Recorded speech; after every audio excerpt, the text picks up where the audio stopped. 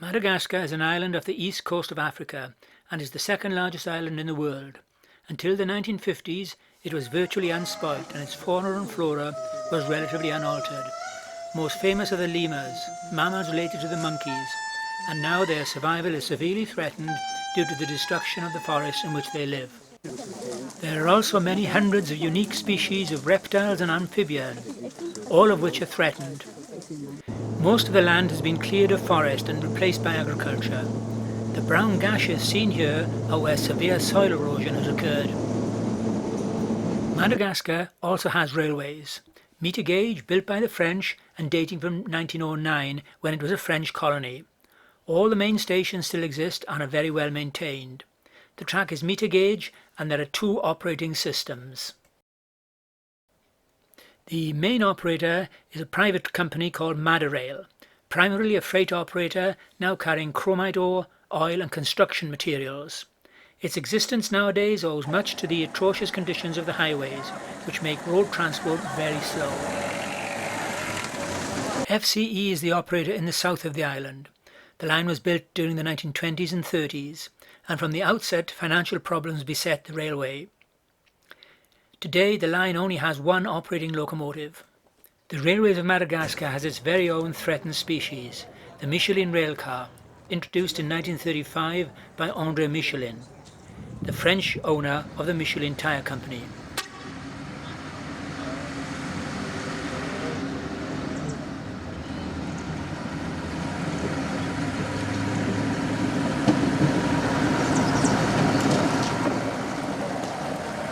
The railcar runs on two 6-wheel bogies.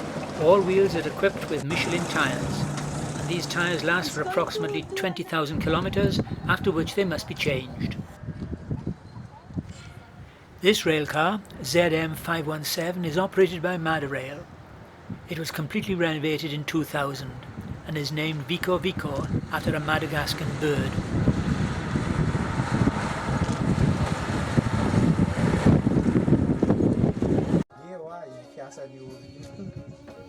A 4-speed manually operated gearbox is fitted.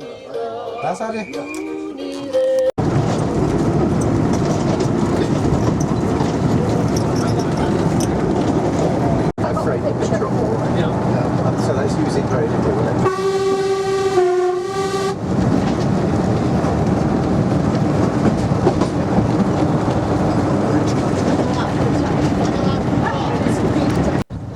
Passengers are accommodated in 19 comfortable wicker armchairs, and there's a small buffet and a toilet at the rear of the railcar.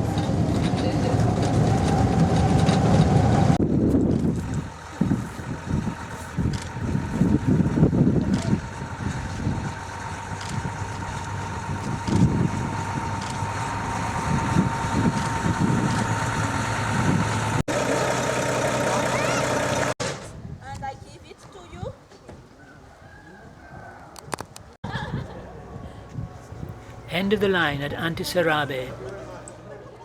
The arrival of the railcar brought out a small crowd of the local population. The railcar prepares for the return journey to Antananarivo.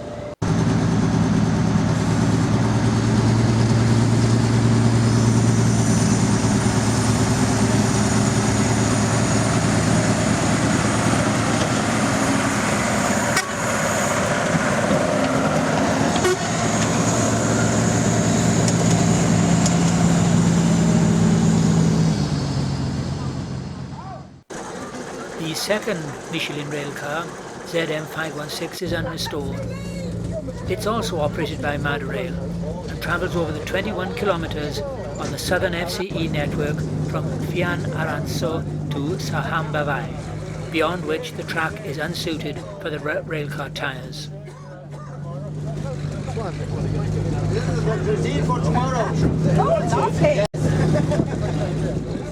The FCE has a derelict appearance with many disused items of rolling stock.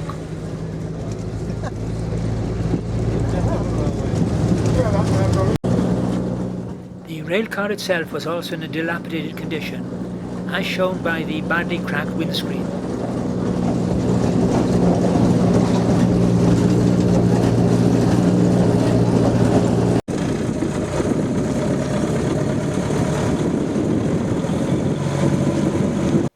Punctures are the biggest threat to the continued use of the railcar, as new tyres have to be handmade and are very expensive.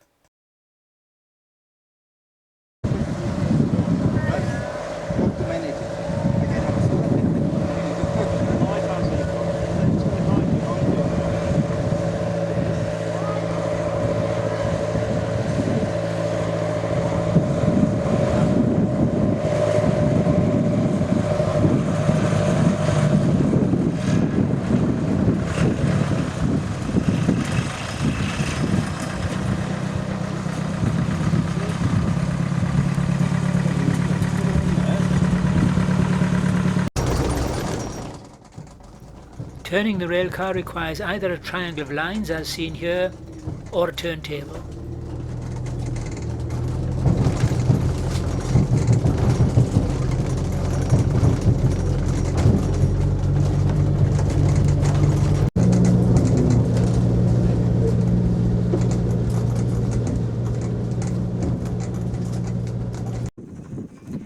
End of the journey at Saham Babi. Again, the station was in very good condition. Madagascar is best known not for its railways but for its remarkable vegetation and animals. However, they have all been exploited, causing massive loss of species and of soil as seen here. Removal of the forest has caused an incredible amount of soil erosion in approximately 30 years. Destruction of forests such as the unique baobab forest has now been reversed, and 2,200 new saplings have been planted in 2019 at the northern tip of the island. Conservation of the population of lemurs has also been moderately successful.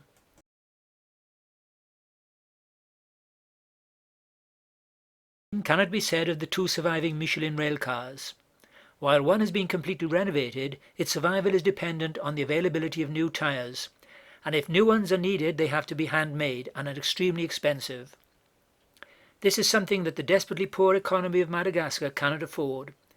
Both railcars still occasionally make runs in 2019, but their future operation cannot be guaranteed. Unlike the baobab trees and the lemurs, they could become extinct.